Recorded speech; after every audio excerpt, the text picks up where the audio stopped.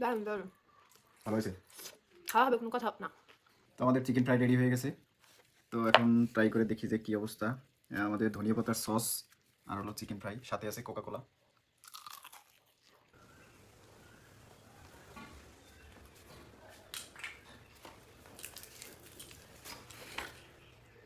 কী রান্না করবো, কিসের আয়োজন চলে? রান্না বলতে চিকেন ফ্রাই করবো, সেটার প্রস্তুতি চলতেছে। Chicken fry? হ্যাঁ, চিকেন ফ্রাই। এটা কি তুমি রেসিপি জানো বা? হ্যাঁ জানি, ঘরে থাকা মশলা দিয়ে চিকেন ফ্রাই।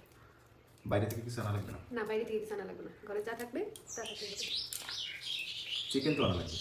চিকেন তো চিকেন তো বাইরে থেকে আনা লাগবে, এটা তো সবাই জানে। কি কি লাগবে? রসুন লাগবে, আদা লাগবে, আর যদি ঘরে লেবু থাকে লেবু দিলেও হবে, অথবা সয়া সস থাকলে সয়া সস দিলেও হবে। আমাদের ঘরে সয়া সস আছে, সেটা দিব। হ্যাঁ, তার কি আর যাবতীয় যা মশলা সেগুলো লাগবে। মাংস রান্নায় যে মশলা, রেস্টুরেন্টের মতো ওরকম হবে?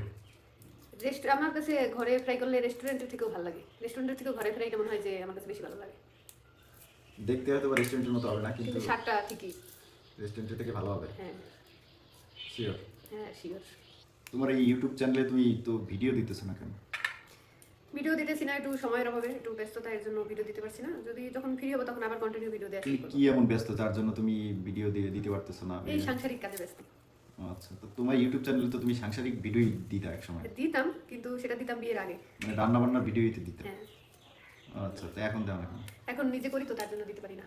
আগে তো মা করতো, সেটা ভিডিও করতাম, এখন নিজে করি, এখন কে ভিডিও করবে? হুম। তো এখন থেকে কি তোমার ইউটিউব চ্যানেলে কি রেগুলার ভিডিও দিবা? হ্যাঁ, এখন থেকে চেষ্টা করবো রেগুলার ভিডিও আপলোড করার জন্য ইউটিউবে। কি ধরনের ভিডিও দেবে তোমার ইউটিউব চ্যানেলে? এই তো আমি তো শুরু থেকেই তো রান্না বান্না বা ডেলি ব্লগ এই টাইপের ভিডিও আপলোড করছি, তো এখনও সেগুলোই করবো। দৈনন্দিন জীবন আর কি, কীভাবে কাটে এইসব। দৈনন্দিন জীবন কিভাবে কাটে? তোমার তোমার জীবন কিভাবে কাটে সেগুলো অন্য মানুষজন দেখবে? দেখবে না কেন? হুম। দেখবে না কেন? মানে অন্য মানুষজন তোমার জীবনযাপন, দৈনন্দিন জীবন কেমন কাটে এগুলো দেখে তাদের কি লাভ? তাদের ভালো লাগে। অনেক মানুষ আছে যে অন্যের জীবন কিভাবে কাটে সেগুলো দেখতে ভালো লাগে। আমরা তো কত মানুষের ডেলি ব্লগ ভিডিও দেখি, কত কিছু দেখি, ও, দেখি না? তুমি ভাবতেছো যে তোমার ডেইলি লাইফ এগুলো মানুষ দেখবে? হ্যাঁ, দেখবে না কেন? আচ্ছা, দেখা যাক তাহলে কি হয় সামনে। আচ্ছা, দেখা যাক। আমার হাতে তো ধনিয়া পাতা, তো সবসময় তো বাড়িতে আমরা চিকেন ফ্রাই করলে তার সাথে আমরা মানে টমেটো সস বা এই সসগুলোই খাই। তো আজকে আমি চিন্তা করলাম যে আজকে একটা ঘরে একটা সস বানাই ধনিয়া পাতা দিয়ে।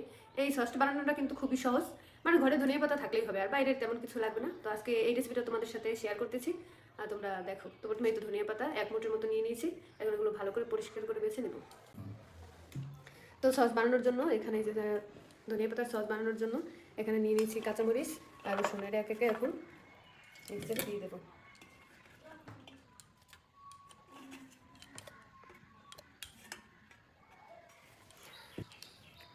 আর দিয়ে দেবো 1 চামচের মতো চিনি, তারপর পরিমাণ মতো লবণ, আর একটুখানি সরিষার তেল। কি জানি একবার মিক্সারে ব্লেন্ড করে নেব নাকি? না, ব্লেন্ডারে ব্লেন্ড করে নেব। এবারে তো ব্লেন্ডারে ব্লেন্ড করে নেব।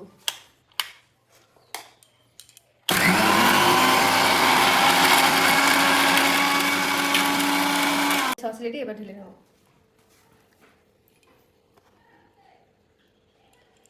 বাহ, সেই। এখানে আছে রসুন, আদা আর 2টো কাঁচামরিচ। দেব সয়া সস, এর মতো লবণ, হলুদের গুঁড়া,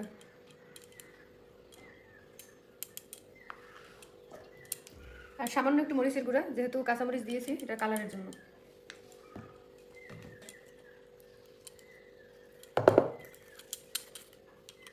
এটা কি? কর্নফ্লাওয়ার। বন্ধ করে দেবো। ডিম রেখে তারপরে রেখে দেবো 30 মিনিটের মতো।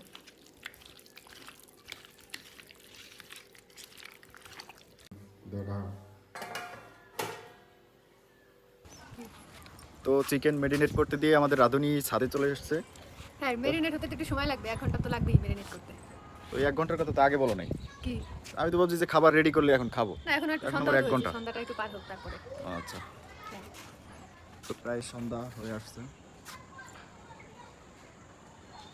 পশ্চিম দিকে সূর্য ডুবে গেছে অলরেডি। আমাদের ছাদ থেকে জলের ট্যাঙ্কি দেখা যাচ্ছে। তো এবার প্রত্যেকটা গাছে আম হচ্ছে, প্রচুর আমের মুকুল দেখা যাচ্ছে। আমের মুকুল না, অলরেডি আম বেরিয়ে গিয়েছে। তো আমাদের সামনে দেখা যাচ্ছে প্রচুর আম গাছে, অনেক আম দেখা যাচ্ছে। গতকালকে রাত্রে কালবৈশাখী ঝড়ের কারণে অনেক আম পড়ে গেছে।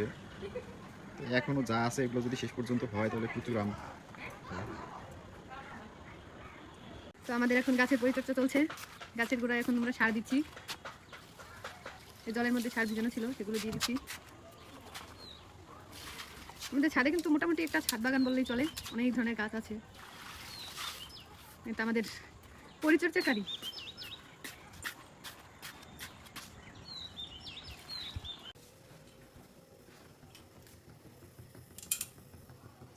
শুরু করছে সেই দিনের বেলা, রাত্র হয়ে গেছে, এখন পর্যন্ত রান্না করতে হবে। তা এখনই তো রান্না করে মাংস ম্যারিনেট করা হয়ে গেছে, এখন ভাজার জন্য ময়দা দিয়ে কোট করে নিচ্ছি। কড়াইতে তেল বসিয়ে দিয়েছি, তেল গরম হচ্ছে, এদিকে এগুলো করে নিচ্ছি। তেল গরম হয়ে গেছে, এবার তেলের মধ্যে দিয়ে দেবো।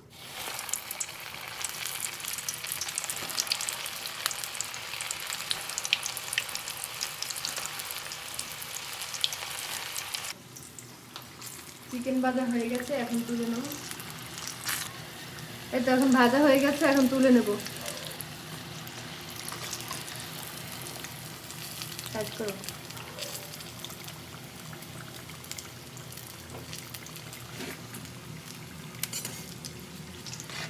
চিকেন ফ্রাইগুলো ভাজা হয়ে গেছে। ভাজাটা দেখেন কত সুন্দর হয়েছে দেখতে। এখন খাওয়ার পালা। তো আমাদের চিকেন ফ্রাই রেডি হয়ে গেছে। তো এখন ট্রাই করে দেখি যে কী অবস্থা।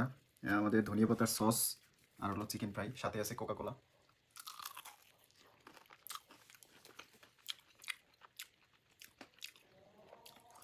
দারুণ হয়েছে, দারুণ, জাস্ট ওয়াও। বাজারের থেকে অনেক অনেক বেটার, অনেক অনেক বেটার। হয়তো দেখতে একটু খারাপ, ঠিক খারাপ না, বা দেখতে ঠিক বাজারের মতো না, অতটা ক্রিস্পি না, ক্রিস্পি হয়েছে বাট অতটা না, কিন্তু স্বাদ জাস্ট ওয়াও হয়েছে। ঠিক আছে, এই কারণে বাজার থেকে কিনে খাওয়ার থেকে মানে বাড়িতে তৈরি করে অনেক অনেক বেটার, স্বাদ অনেক অনেক ভালো হয়। ঠিক আছে, আর সাথে আছে এই যে হ্যান্ডমেড একটা সস তৈরি হয়েছে, সসটা জাস্ট দারুণ হয়েছে স্বাদ। ঠিক আছে,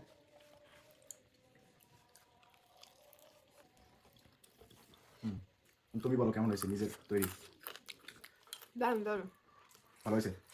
খাওয়া হবে, কোনো কথা না। কোনো কথা হবে না? না, এত ভালো হয়েছে।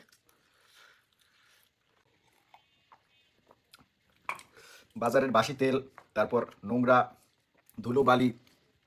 ভালো রেস্টুরেন্টের ঠিক আছে, ভালো রেস্টুরেন্টে ভালো, কিন্তু তারপরে যতই ভালো রেস্টুরেন্ট হোক, আপনার বাসি তেল, তারপরে বাইরের রেস্টুরেন্টে তো রেস্টুরেন্টই, কিন্তু ঘরের খাবার তো ঘরেরই। ঠিক আছে, তা আমি মনে করি আপনার ঘরোয়া যে চিকেন ফ্রাইটা, এটা সবারই ট্রাই করা উচিত।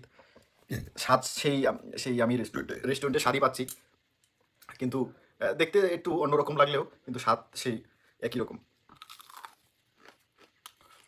আর আপনি যদি হ্যান্ডমেড এরকম একটা সস বানিয়ে নিতে পারেন তাহলে তো কথাই নেই।